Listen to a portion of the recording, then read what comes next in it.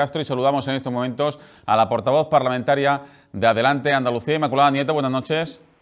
Buenas noches, Fernando. Y muchísimas gracias por dejarnos que nos metamos digitalmente en su casa. Lo primero que queremos preguntarle, como hacemos con todos nuestros invitados, ¿cómo se encuentra usted, su familia, su grupo de trabajo dentro de Adelante Andalucía, sus compañeros diputados? Muy bien, la verdad es que por fortuna ninguna persona contagiada del entorno más cercano y el resto sobrellevándolo como la mayoría de la población. Mm. Así que nada, bien, no me puedo quejar. ¿Y cómo han llevado el confinamiento? Especialmente los más pequeños de la casa. Bueno, los primeros días, yo que por mi trabajo paso mucho tiempo fuera de casa, el parón fue un poco raro, el parón físico de estar de acá para allá y luego ya un poco organizándonos.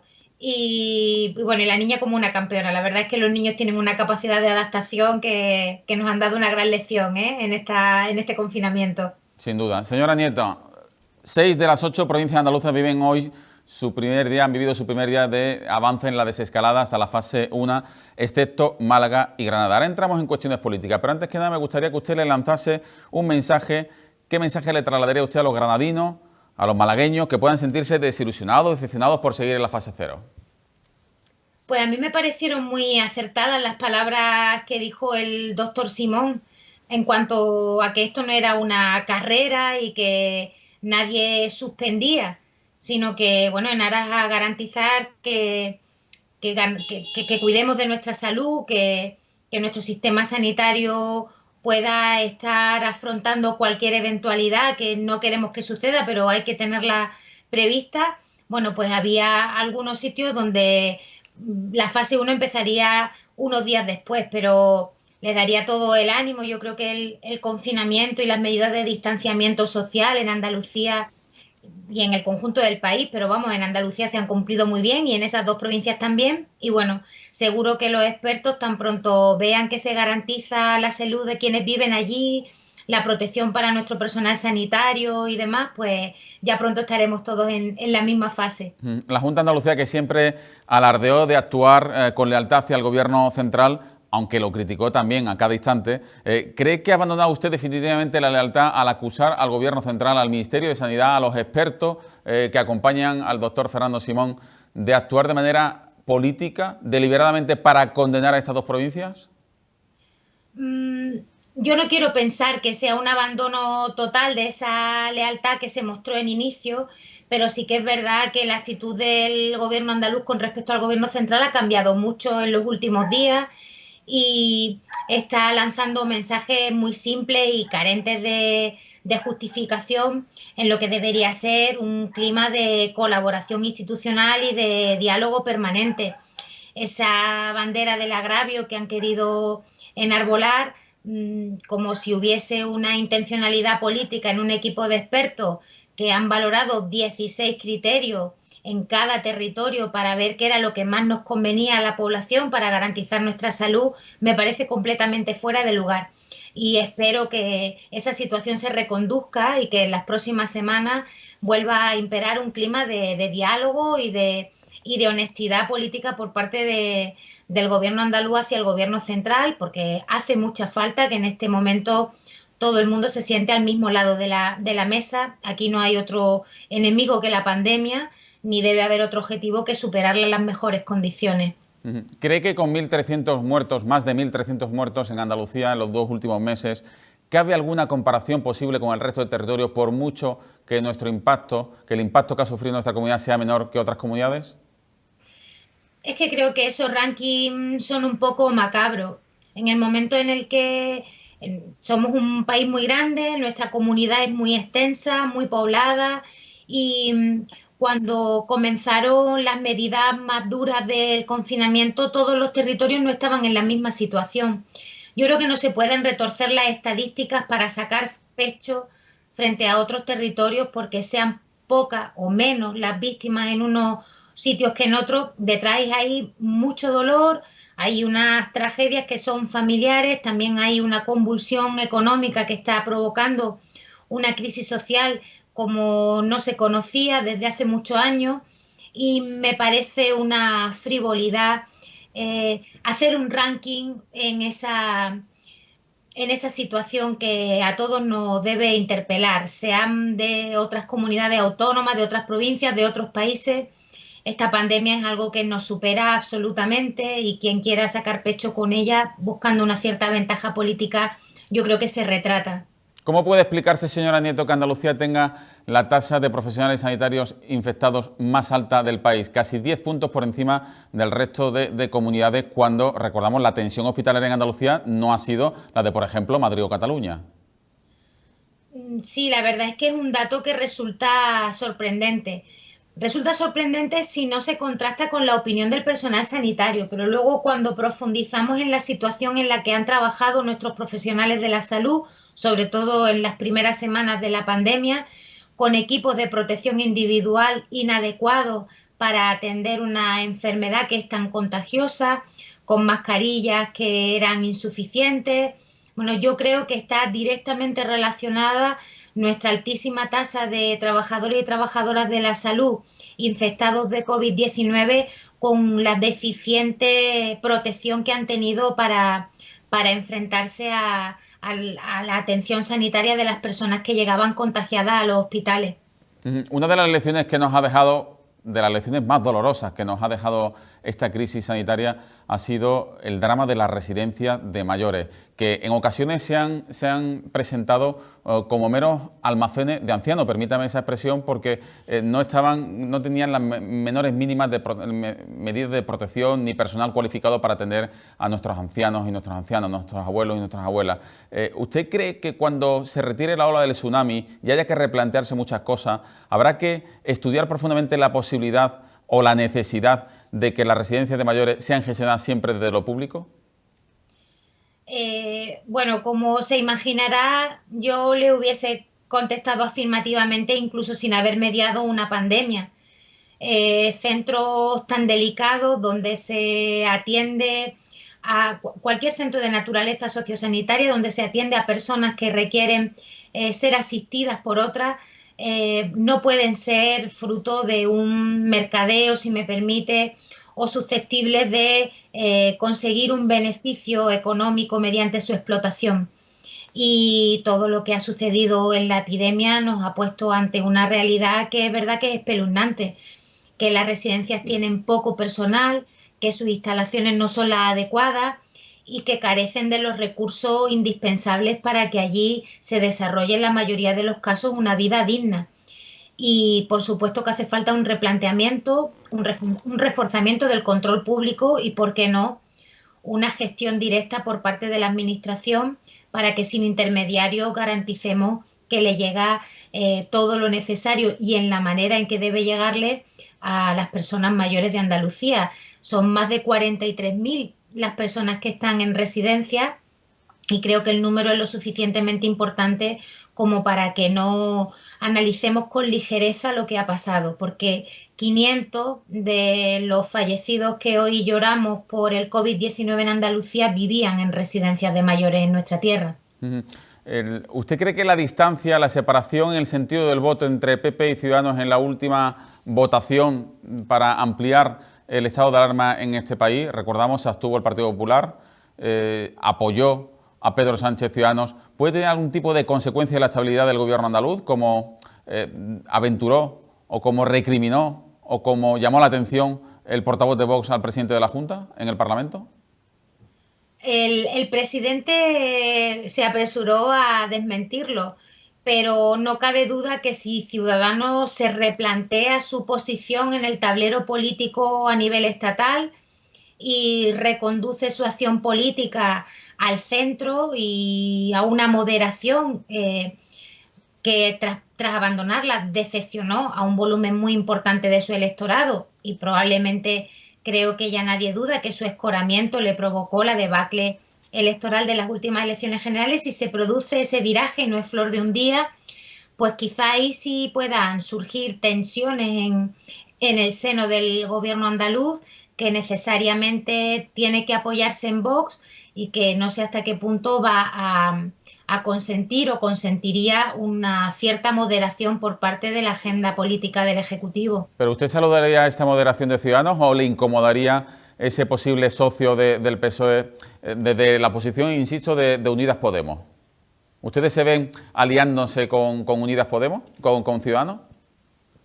Bueno, es que al final ahora no cabe esa geometría variable o ese tacticismo. En este momento hay un gobierno el que es, tanto en Madrid del Partido Socialista y de Unidas Podemos, como en Andalucía del Partido Popular con Ciudadanos, pero con ese apoyo externo de Vox.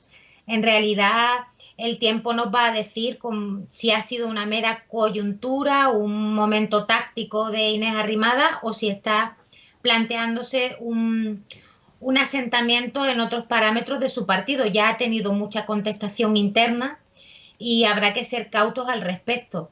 A nosotras como Unidas Podemos, en modo alguno nos podría molestar que una fuerza política dejase de ponerle oído a la extrema derecha. Creo que eso sería positivo para el país y para un momento como el que atravesamos fundamental.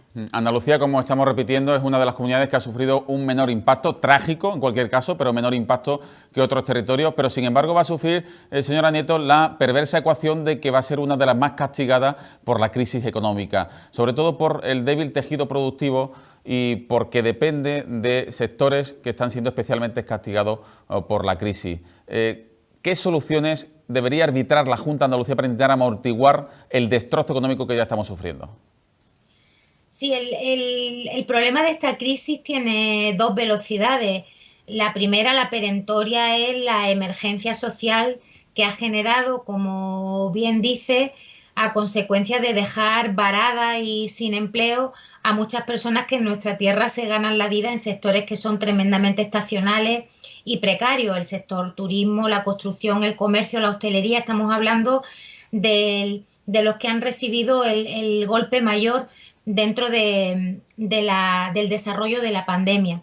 Pero luego hay otra velocidad, que es la de, una vez atendida esa emergencia social, con ese escudo social que ha puesto el Gobierno de la Nación, pero también con las medidas que pudiera implementar la Junta de Andalucía, los ayuntamientos, en fin, después de esa asistencia social urgente, perentoria, hay que reflexionar sobre cómo replanteamos y robustecemos nuestro sistema productivo para anclarlo a sectores de mayor valor añadido y que sean menos frágiles o menos vulnerables. Eso no quiere decir que vamos a dejar de tener un peso importante de nuestro Producto Interior Bruto en sectores como el turismo, pero sí que es cierto que ver la fragilidad a la que nos podemos ver sometidos nuevamente, porque esta pandemia deja muchas incógnitas abiertas que ni siquiera los científicos saben explicar.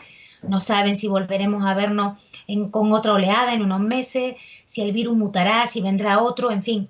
Esta incertidumbre general lo que sí pone a las claras es que necesitamos un acuerdo para poner los recursos públicos y también los privados a movilizarse en torno a una reorientación productiva que genere un empleo de calidad y que no nos impacte tanto otro momento coyuntural como este, que luego, pues como decía, aquí tiene unas secuelas más fuertes que en otros territorios, precisamente por no tener un músculo empresarial, productivo, industrial, semejante al de otros territorios. Abro un pequeño paréntesis a colación con la recuperación económica de Andalucía, esa gran alianza que ha propuesto el presidente Moreno, que todos los partidos han dado su visto bueno. Creo que Adelante Andalucía la va a proponer usted como presidenta de esa comisión, ¿o no es así?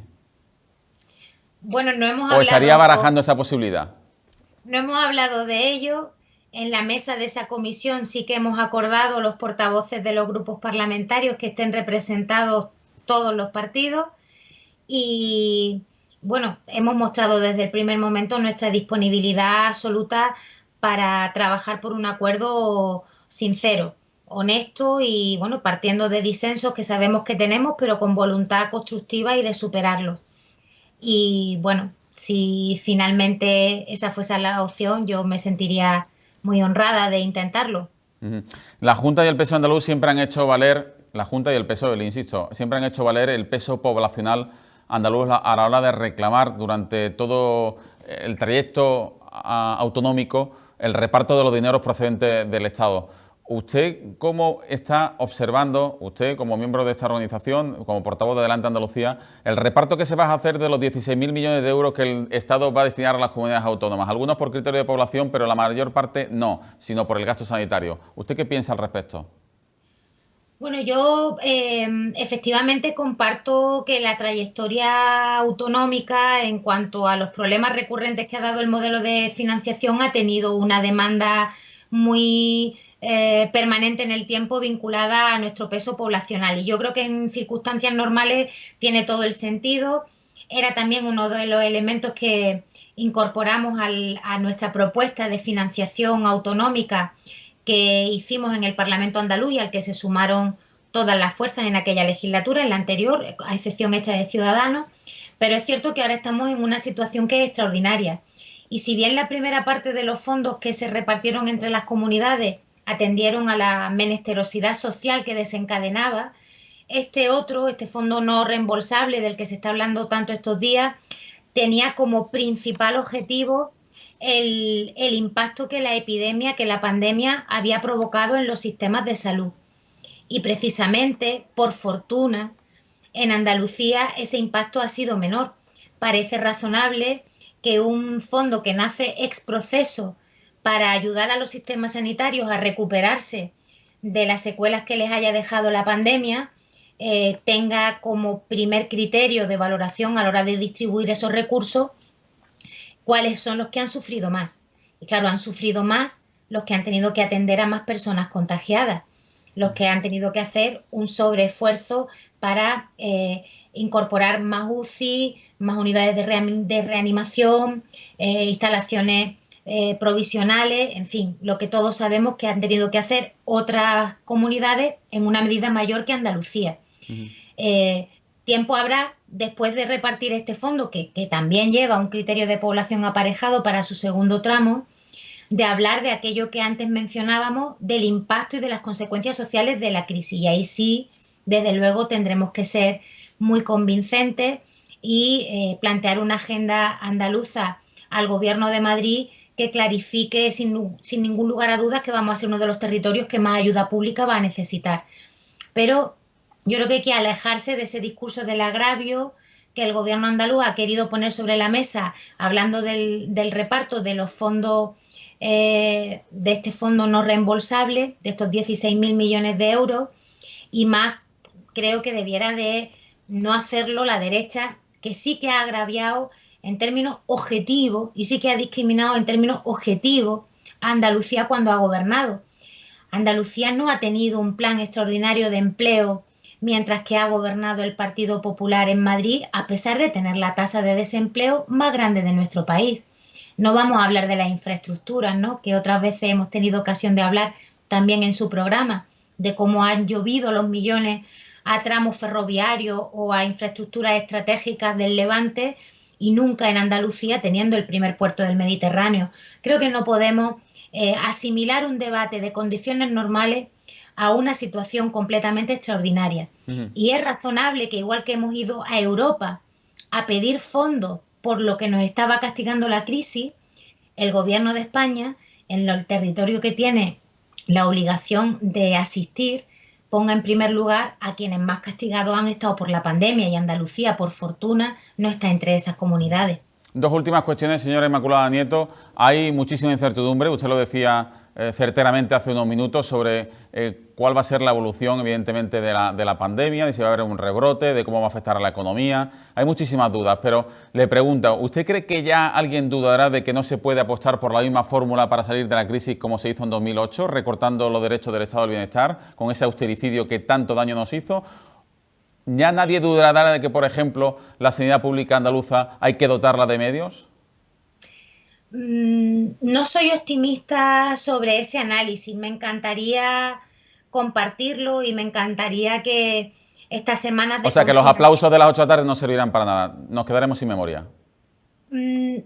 Ojalá y no, pero algunas de las declaraciones públicas que han hecho líderes políticos que tienen responsabilidades muy importantes no van en esa dirección.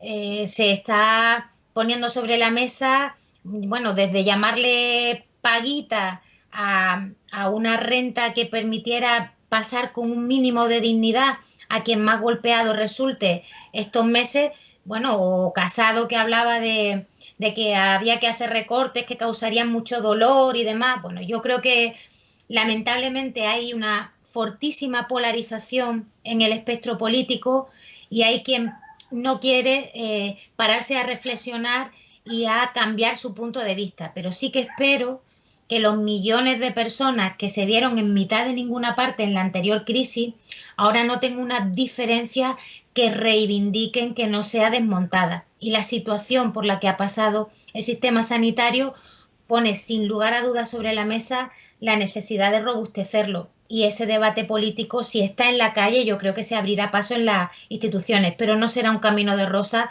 porque no veo demasiada predisposición a reconocer los errores de aquella crisis por parte de quienes los cometieron. Ponga usted el punto y final a esta entrevista y al programa de esta noche en Acento Andaluz con un último mensaje que dirija directamente a los andaluces, a las andaluzas que le están viendo en este momento a través de los 36 canales de televisión que tiene 7TV repartidas por las 8 provincias, por cierto, muchas de ellas en el campo de Gibraltar. Un último mensaje que usted quiera trasladarle directamente, no sé si de resistencia, de gratitud, de coraje, no sé, ¿qué mensaje le trasladaría a los andaluces?